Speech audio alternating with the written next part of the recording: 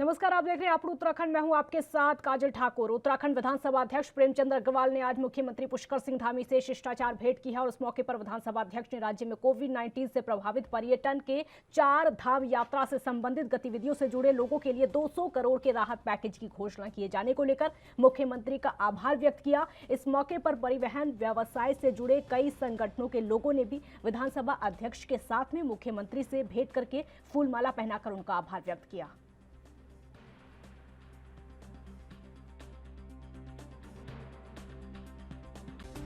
पिछली बार 9 जुलाई को मैं माननीय मुख्यमंत्री से मिला था। हम सब जानते हैं कि हमारा प्रदेश पर्यटन और तीर्थाटन पे ही निर्भर है और मेरे विधानसभा क्षेत्र में क्या ये पूरे प्रदेश के अंदर पर्यटन व्यवसायी बहुत बड़ी संख्या में है और सिर्फ पर्यटन के जो हमारे पर्यटक बाहर से आते हैं उस पर निर्भर करते हैं। अभी 4 धाम यात्रा क्योंकि कोरोना के कारण नहीं हो पाई, अन्य भी काम शादी ब्याह या इस प्रकार के कोई भी काम नहीं हो रहे हैं, तो परिवहन व्यवसायियों पर बहुत बुरा इसका असर पड़ा है। और मैं तो ये भी कह सकता हूँ कि उनकी स्थिति आज ये है कि बिल्कुल वो खाने को लाले उनको पड़ रहे हैं। ऐसे में जब मेरी माननीय मुख्यमंत्री से 9 जुलाई को इनके ही देहरादून बीजापुर गेस्ट हाउस में मेरी बातचीत हुई थी, तो उन्होंने मेरी बात को बहुत गंभीरता से लिया था और उन्होंने कहा था मैं बहुत जल्द इस पर निर्णय लूँगा और मैं उनका आभार व्यक्त कर रहा हूं और उनका बहुत धन्यवाद कर रहा हूं, दिल की गहराइयों से उनका धन्यवाद कर रहा हूं कि उन्होंने इनकी पीड़ा को देखते हुए इनको 200 करोड़ रुपए का बहुत बड़ा बजट इनको देने का निर्णय लिया है। और आज हम सब जितने भी हमारे परिवहन व्यवसायी जो मेरे विधानसभा क्षेत्र से अन्य क्षेत्रों से आए उनके पदाधिकारी। प्रधानमंत्री मोदी ने 2019 के लोकसभा चुनाव प्रचार के दौरान उत्तराखंड में 4 के बजाय 5वें धाम सैन्य धाम की घोषणा करके सैनिक बाहुल्य प्रदेश उत्तराखंड की जनता को लुभाने के लिए देशभक्ति की छाप छोड़ दी थी, जिसको धामी सरकार अब पूरा करना चाहती है। और उसको लेकर आज सैनिक कल्याण मंत्री गणेश जोशी ने अपने आवास पर बैठक की, जिसमें विभागीय अधिकारी, जिलाधिकारी, वन विभाग के अधिकारी मौजूद रहे। राजभवन से पहले कैंट क्षेत्र में बने वार मेमोरियल को सैन्य धाम के रूप में विकसित करने पर मंथन किया गया। और बैठक के बाद मंत्री गणेश जोशी ने बताया कि हम प्रधानमंत्री की परिकल्पना के अनुसार भव्य सैन्य धाम बनाना चाहते हैं।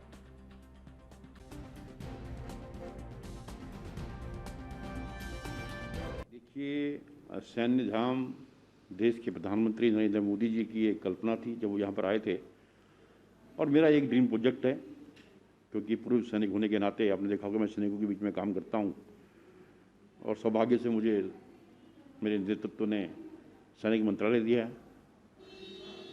तो मैं चाहता हूं कि एक भव्य सैन्य धाम यहाँ पर बने और क्योंकि हमने उसको सैन्य धाम का नाम दिया है और धाम का मतलब एक मंदिर से भी होता है। और हमारी सेना के अंदर 2 सैनिक ऐसे हैं जिनकी पूजा की जाती है, बाबा जसवंत सिंह और बाबा हरभजन सिंह। जो हम उसका स्वरूप बना रहे हैं, जैसे हम एंट्री करेंगे एक तरफ बाबा हरभजन सिंह का मंदिर होगा, एक तरफ बाबा जसवंत सिंह का मंदिर होगा। अंदर जो हमारे वेपन्स वगैरह हैं, जो टैंक्स हैं, आरटी गन्स हैं, वेसल्स हैं, एयरक्राफ्ट हैं, उनको हम प्लेटफॉर्म पर लगाएंगे। उसके अंदर एक म्यूजियम वहाँ पर होगा, लाइट एंड साउंड शो के माध्यम से वीर गाथाएं हम वहाँ पर दिखाएंगे। जो हमारे सैनिक हैं उनका चित्र, उनका विवरण उस पर होगा। तो इस थीम को लेकर हम काम कर रहे हैं और उसके लिए एक सैन्य सम्मान यात्रा हम निकालने जा रहे हैं। जितने भी शहीद परिवार हैं उनके घरों में हम जाएंगे और उनको हम सम्मान स्वरूप एक सम्मान पत्र उस परिवार को देंगे और उस घर की से उसके आंगन की पवित्र मिट्टी को लाकर हम इसका निर्माण करेंगे।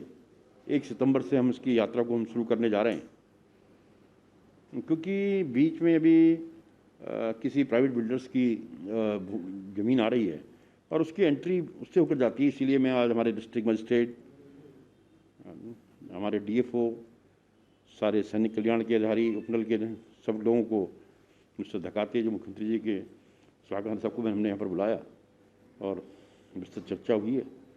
परसों मौके पे जाकर ये हमारे अधिकारी उस लैंड को विधिवत रूप से अपने उसमें ले लेंगे। जासूसी कांड को लेकर उत्तराखंड कांग्रेस के प्रदेश अध्यक्ष प्रीतम सिंह के नेतृत्व में हजारों की संख्या में कांग्रेसियों ने राजभवन कूच किया। कूच के दौरान पुलिस ने बैरिकेडिंग लगाकर राजभवन कूच कर रहे कांग्रेसियों को रास्ते में ही रोक दिया। राजभवन कूच को लेकर कांग्रेसियों और पुलिसकर्मियों के बीच में जमकर धक्का मुक्की हुई। इस दौरान जासूसी कांड को लेकर कांग्रेस प्रदेश अध्यक्ष प्रीतम सिंह काफी मुखर नजर आए। प्रीतम सिंह ने कहा कि फोन टैपिंग करवाकर केंद्र सरकार ने निजता पर हमला किया है और सरकार का ये कृत्य लोकतंत्र के खिलाफ है। कांग्रेस प्रदेश अध्यक्ष प्रीतम सिंह ने और क्या कुछ कहा, आपको सुनवाते हैं। उत्तराखंड कांग्रेस के प्रदेश अध्यक्ष प्रीतम सिंह आप देख सकते हैं इस समय बैरिकेडिंग पे खड़े हैं और जासूसी कांड को लेकर यहाँ पर धरना प्रदर्शन एक तरह से हो रहा है।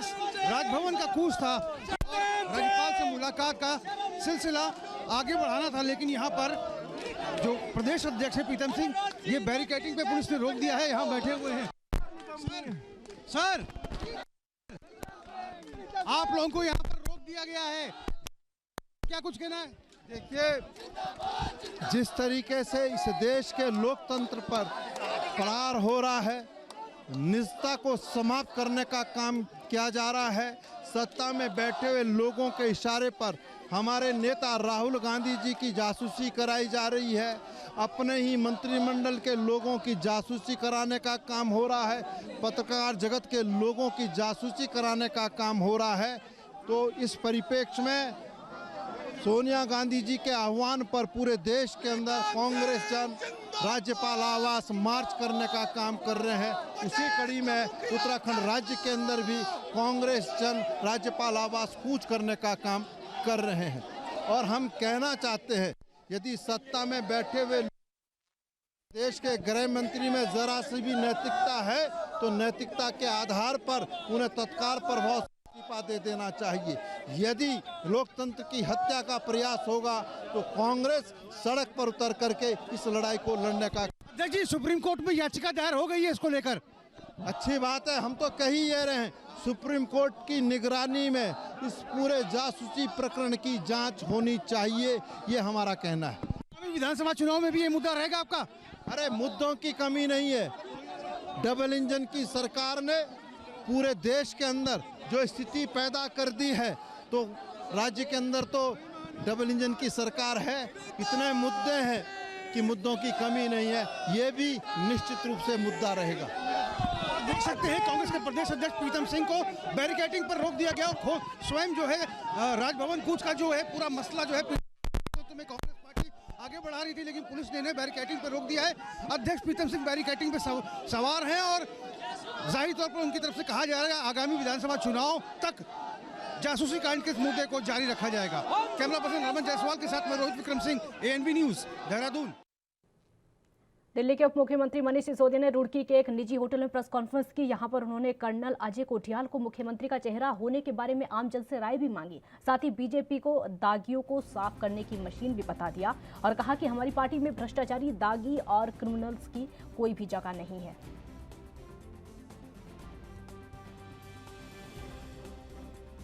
मैं अलग-अलग यात्राओं में मैं उत्तराखंड में लगातार पिछले 8-10 महीने से आ रहा हूँ और इन सब पे काफ़ी विस्तार से भी चर्चा हुई है। मैंने चुनौती भी दी थी उत्तराखंड के मंत्री जी को, जब उन्होंने दिल्ली के बारे में सवाल किए थे तो मैंने कहा दिल्ली आ जाए, मैं दिखाऊंगा, मैं आ जाता हूँ।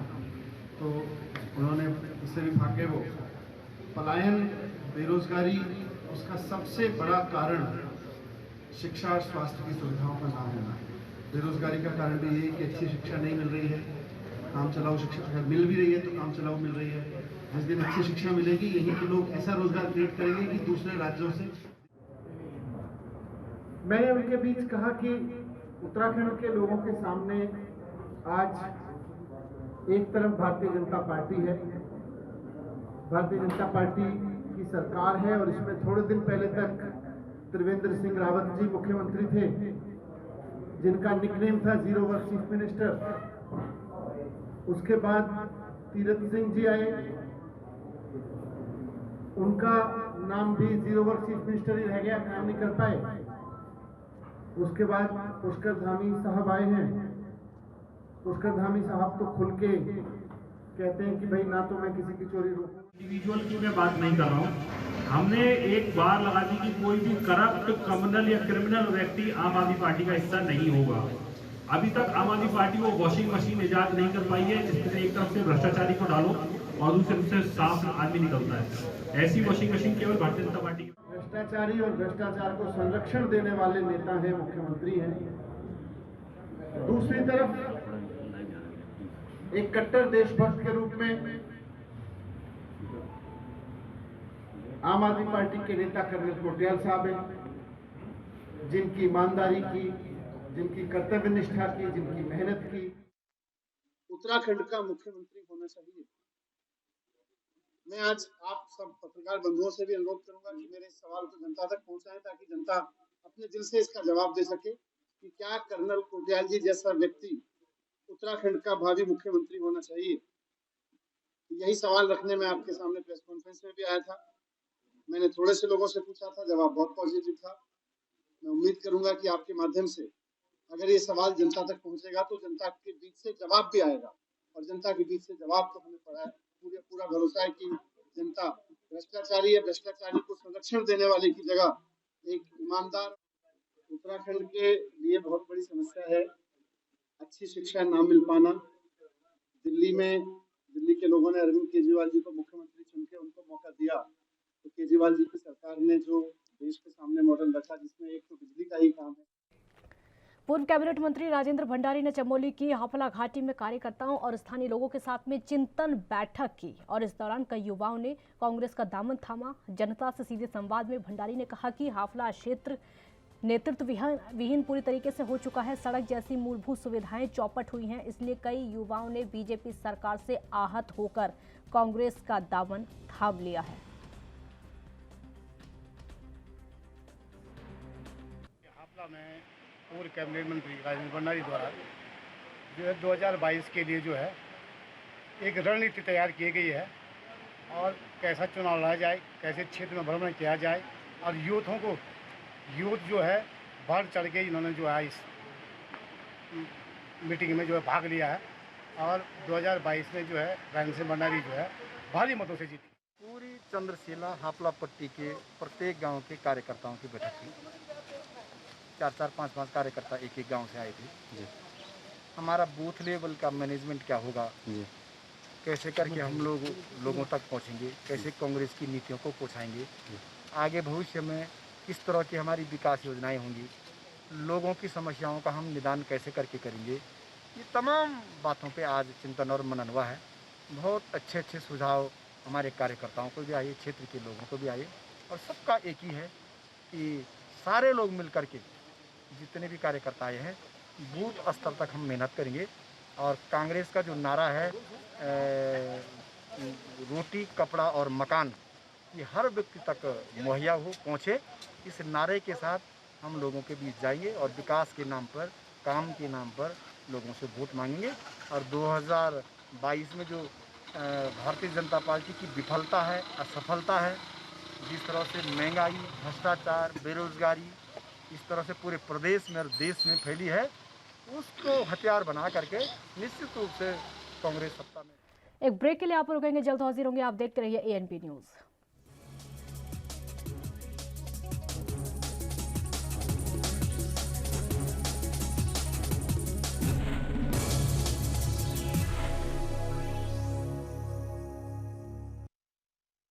ब्रेक के बाद आपको उत्तराखंड में एक बार फिर स्वागत है आपका। लाल कुआं में पंचायत के पूर्व अध्यक्ष एवं बीजेपी नेता पवन चौहान ने कहा कि आम आदमी पार्टी और केजरीवाल उत्तराखंड की जनता को झूठे सपने दिखा रहे हैं, जो सच करना उनके वश में बिल्कुल नहीं है। जनता के साथ छल और फरेब की राजनीति करते हैं और ना पूरे होने वाले वादे करते हैं जो कि पूरी तरीके से झूठे हैं, जो कि उनकी आदत में शुमार है। उन्होंने कहा कि बीजेपी ही एक ऐसी पार्टी है जो कि किए गए वादों को पूरा करती है। हमारी सरकार ने जो वादे किए हैं उनको 100% पूरा कर रही है और बचे हुए काम भी करने के लिए वचनबद्ध है। हमेशा खरी उतरती है, भाजपा ने जो बोला वो किया है और झूठे वादे भाजपा नहीं करती है। केजरीवाल तो 100 झूठा का एक झूठा व्यक्ति है, उनको के बारे में तो कुछ कहना। और उत्तराखंड में आकर के लोग उनको आज उनका मजाक ही तो उपास तो उड़ा रहे हैं केजरीवाल जी का। जो ये अभी से उन्होंने कार्ड बांटने शुरू कर दिए हैं, जैसे उनकी सरकार आ गई होगी, जैसे बिल आ गए होंगे, उनका कार्ड पैसे दे देगा, तो ये लोगों को मूर्ख बना। जैसे माननीय हरीश रावत जी ने पिछली बार कार्ड बांटे थे स्वास्थ्य के लिए, वो किसी काम के नहीं थे। तो इसलिए ये झूठी बातों में जनता नहीं आने वाली है। और केजरीवाल को तो लोग वैसे ही समझ गए हैं कि उनको सिवाय लोगों को मूर्ख बनाने के और कोई काम नहीं आता है उनको। हरीश रावत जी हमारे बहुत बड़े नेता है, उन्होंने कहा, बहुत अच्छी बात उन्होंने बोली थी कि दिल्ली प्रदेश में चूँकि टैक्सीज बहुत मिलते हैं, बहुत इनकम है वहाँ, तो उनके जैसा प्रदेश हो तो हम 500 यूनिट बिजली फ्री कर सकते हैं। हरीश रावत जी ने कोई झूठ नहीं बोला, सच बात बोली है। और भारतीय जनता पार्टी सरकार ने तो कर दिया है, वो वायदा नहीं कर रहे हैं उन्होंने, बगैर हमारे उसमें था भी नहीं, हमने फिर भी उसको कर दिया है कि 100 यूनिट फ्री, 200 यूनिट तक आधा पैसा, वो सब कर दिया है। उसमें और क्या कर सकते हैं उसके लिए हमारी कमेटी बैठ कर तय कर रही है। इसलिए हम केजरीवाल जी की बात को बहुत गंभीरता से, यहाँ कोई भी इस प्रदेश में नहीं लेने वाला है। केजरीवाल जी गिरगिट नहीं होता, गिरगिट की तरह रंग बदलने वाले लोग हैं। जब कोविड आया था और कोविड में वो जिन गरीब जनता ने उनको मुख्यमंत्री बनाया था, उनको उनके वो सिसोदिया साहब बैठ करके सबको लेकर के इकट्ठा कर बॉर्डर पर छोड़े उत्तर प्रदेश में। ये तो ये कर्म जानते हैं कि इनको खाना खिलाना पड़ेगा, इनको राशन पैसा देना पड़ेगा। उन्हीं गरीबों की को जरूरत थी उससे, वो मोदी के सिर मर दिए उन्होंने। तो उत्तराखंड सफाई कर्मचारी संघ के आह्वान पर नगर पंचायत हराली में कार्यरत सभी सफाई कर्मचारी आज से हड़ताल पर चले गए हैं। सफाई कर्मचारियों ने 11 सूत्रीय मांगों पर आवाज उठाते हुए अनिश्चितकाल के लिए कार्य बहिष्कार का ऐलान कर दिया है। हालांकि उत्तराखंड के कई शहरी निकायों में सोमवार से ही सफाई कर्मचारी हड़ताल पर हैं, लेकिन थराली में सफाई कर्मियों ने कार्य बहिष्कार और हड़ताल पर जाने का ऐलान करते हुए कार्य बहिष्कार कर दिया है, जिसके चलते ना तो नगर क्षेत्र थराली में झाड़ू लगी और ना ही नगर पंचायत के कूड़ेदानों से कूड़ा उठाया गया। कूड़े की वजह से नगर की सड़कों का बुरा हाल है।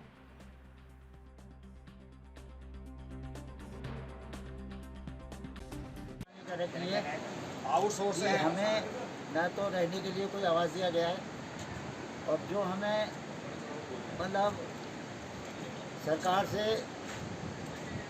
कुछ भी योजना आती है वो हमें नहीं मिलती। बस सरकार से हमारी यही प्रार्थना है, और कोरोना काल से हम लड़ते चले आ रहे हैं। आउटसोर्स है, हमें पक्का दिया जाए, और जो भी है सर हमें पक्का करने की कोशिश करें। रखे हुए हैं कि हमारी फीस 9,000 रुपये है, किसी के 13,000 रुपये हैं, किसी के 14,000 रुपये। हम सोचते हैं कि सबका एक समान वेतन होना चाहिए। बस हम यही सोचते हैं, तो हमारी सरकार मांग पूरी नहीं करेगी। हमें ठिकाना मिलना चाहिए, रहने के लिए मिलना चाहिए कुछ। जब लोग सरकार हमारी मांग पूरी नहीं करती, जब लोग हम हड़ताल पे बैठे हैं, जब तक हमारे आदमी साहब ऊपर से ऑर्डर नहीं आएगा, आदेश नहीं आएगा, तब तक हड़ताल चलती रहेगी। उत्तराखंड के अल्मोड़ा में सफाई कर्मचारियों की हड़ताल से अल्मोड़ा नगर के हर मोहल्ले में कूड़े का ढेर पूरी तरीके से लगा हुआ है। दरअसल ठेकेदारी प्रथा के खिलाफ सफाई कर्मचारियों ने मोर्चा खोल दिया है, जिससे नगर में सफाई ठप हो गई है। वहीं सफाई कर्मचारी संगठन के प्रदेश उपाध्यक्ष राजकुमार का कहना है कि सरकार द्वारा सफाई कर्मचारियों के साथ अन्याय किया जा रहा है, जिसका वो विरोध कर रहे हैं। उनका ये भी कहना है कि सरकार ठेके प्रथा को समाप्त करके कर्मचारियों को संविदा में रखे, और जब तक उनकी मांगे पूरी नहीं होती अपनी हड़ताल जारी रखेंगे। इस पर विचार करिए, उनके जो लोग हैं, संगठन के लोग हैं, पदाधिकारी, उनसे वार्ता चले, 1-2 दिन में जल्दी से उसका समाधान निकल जाएगा। शहर के अंदर पूरा जो सिस्टम जी पूरे प्रदेश में है, उनकी राष्ट्रव्यापी हड़ताल है, उस पर वार्ता। विगत कई वर्षों से देवभूमि उत्तराखंड सफाई कर्मचारी के प्रदेश कार्यकारिणी के माध्यम से लगातार 11 सूत्री मांग पर सरकार को प्रेषित कर रहे हैं, किंतु बड़े दुख का विषय है कि जो 2 वर्षों से कोरोना से लड़ रहे हैं सफाई कर्मचारी, उनके विषय में सरकार ने अभी तक कोई घोषणा नहीं की। हम चाहते हैं कि ठेके प्रथा जैसी समस्या को, ठेके प्रथा जैसी निकाय में जो ठेके प्रथा हो रही है उसको। अल्मोड़ा में 4 दिनों से हो रही बारिश से जनजीवन पूरी तरीके से अस्त व्यस्त हो चुका है। मलबा आने से जिले के 7 ग्रामीण मार्ग अभी भी बंद चल रहे हैं। बारिश से कोसी, रामगंगा, गगा समेत अन्य नदियां पूरी तरीके से उफान पर हैं। जलस्तर उनका बढ़ चुका है। ग्रामीण इलाकों में भी नदी नाले उफान पर हैं। बारिश से कई जगहों पर नुकसान हुआ है, कई जगहों पर सड़कों में मलबा आ गया है। सड़क किनारे नालियां नहीं खुलने से बरसाती पानी की उचित निकासी की व्यवस्था नहीं होने से पानी सड़कों पर बह रहा है। उत्तराखंड के लोक पर्व हरेला पर्व से शुरू हुए हरेला महोत्सव के तहत थराली विकासखंड के चेपुआ मध्य पिंडा रेंज बद्रीनाथ वन विभाग ने ग्रामीणों के सहयोग से संयुक्त रूप से वृक्षारोपण कार्यक्रम का आयोजन किया, जिसमें ग्राम प्रधान, क्षेत्र पंचायत सदस्य समेत महिला मंगल दल ने फलदार छायादार वृक्षों का रोपण करके पर्यावरण को सुरक्षित और हरा भरा बनाने का संकल्प लिया। ग्रामीणों और वन विभाग के कर्मियों ने चेपड़ा में शहीद स्मारक और शिव मंदिर के पास में वृक्षारोपण कार्यक्रम का आयोजन किया। आज हमारे ग्राम पंचायत क्षेत्र में मध्य पिंडा रेंज खराबी वाला तेज वृक्षारोपण का एक प्रोग्राम यहाँ पे किया गया, जिसमें कि हमारे मेमोरियल शहीद भगवान स्मारक पे वृक्षारोपण किया गया, शिव मंदिर में भी किया गया, जिसमें बांस बुरांस और हमारे देवदार के पेड़, सुराई के पेड़ यहाँ पे वृक्षारोपण किया गया है। और सभी को इस हरेला पर्व के जो वो चल रहा है, प्रोग्राम चल रहा है, इस पर सभी को हम ये कहना चाहते हैं कि सभी अपने अपने क्षेत्र में वृक्षारोपण का अत्यधिक उसमें मात्रा में वृक्ष लगाएं। और जो उत्तराखंड हरेला उत्सव पर वृक्षारोपण किया जा रहा है, इसमें हमारे क्षेत्र पंचायती और प्रधान और यहाँ पे जो भी जंगलात वाले हैं, सारा स्टाफ, महिला मंगल दल, हम यहाँ पे आज वृक्षारोपण कर रहे हैं। हम चाहते हैं कि हर गांव में हरेला दिवस मनाया जाए और हर गांव में वृक्ष लगाए जाए। माह जुलाई में जो है हरेला के तहत जो है सभी क्षेत्रों में पेड़ लगाए जा रहे हैं। इसी तहत आज जो है ग्राम पंचायत क्षेत्रों में जो है शिव मंदिर के पास में जो है हमारे द्वारा उत्तराखंड के हल्द्वानी जेल प्रशासन में तब हड़कंप मच गया जब कैदियों का स्वास्थ्य परीक्षण किया गया और एक साथ 16 कैदी HIV संक्रमित पाए गए हैं। वहीं HIV के इस विस्फोटक से चिंतित स्वास्थ्य महकमे में शीघ्रता से कैदियों का इलाज शुरू हो गया। और आपको बता दें कि HIV के 16 संक्रमित कैदियों में 15 पुरुष कैदी और एक महिला कैदी शामिल है। स्वास्थ्य विभाग द्वारा सभी 16 कैदियों का इलाज उनकी पहचान को गोपनीय बताते हुए किया जा रहा है। वहीं इलाज के दौरान संक्रमितों के पोषण पर भी समुचित ध्यान रखा जा रहा है। हल्द्वानी के जेल अधीक्षक सतीश कुमार सुखीजा ने बताया कि चिकित्सकों की सलाह के अनुसार कैदियों को उचित उपचार और इम्यूनिटी के लिए बेहतर खुराक दी जा रही है। ये हमारे यहाँ रूटीन प्रक्रिया है जांच करने की बंदियों की। जो भी नए बंदी आते हैं उनका HIV पॉजिटिव जांच करते हैं हम लोग। अगर कोई यहाँ पे पॉजिटिव निकलता है तो उसको फिर ART सेंटर वहाँ जाके उसका कंफर्मेशन कराते हैं। अभी यहाँ पर 16 लोग हैं, जिसमें 15 का रजिस्ट्रेशन हो चुका है। एक महिला है, वो वेस्ट बंगाल से शायद रजिस्ट्रेशन है, उसकी दवा चल रही थी, उसने हम लोगों को बताया नहीं, इसलिए उसका अभी रजिस्ट्रेशन नहीं हो पाया, लेकिन उसका ट्रीटमेंट चल रहा है। कुछ पुराने बंदी भी इसमें शामिल है? हाँ, 7 अभी नए हैं और 8 लोग पहले। उत्तराखंड के बाजपुर में एक मोबाइल की दुकान में काम करने वाले युवक को दुकान से पैसे चोरी करने का इतना भारी काम पड़ गया कि उसकी कीमत जान गंवा कर देनी पड़ी। घटना से सूचना जब पहुंची, आपको बता दें कि पूरे क्षेत्र में हड़कंप मच गया। कोतवाली में जमकर हंगामा काटा गया परिजनों की तरफ से। वहीं पुलिस ने मृतक के परिजनों की तहरीर पर 3 लोगों के खिलाफ मुकदमा दर्ज कर लिया है और आगे की जांच शुरू कर दी है। आरोपियों की गिरफ्तारी हो गई है। आपको ये भी बता दें कि नरखेड़ा निवासी धीरज मोबाइल की दुकान में काम करता था, जहां पर बुधवार को धीरज ने दुकान से पैसे चोरी कर लिए थे और उसी के सिलसिले में इतना ज़्यादा हंगामा हो गया, परिजनों का रो रो कर बुरा हाल है।